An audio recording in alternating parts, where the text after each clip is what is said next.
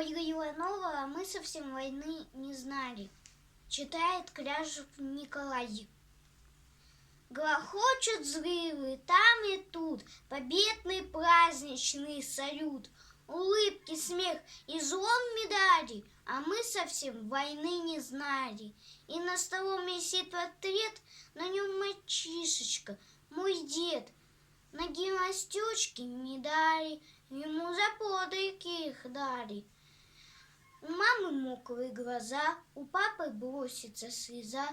Они на фронте не бывали, одни рассказы вспоминали.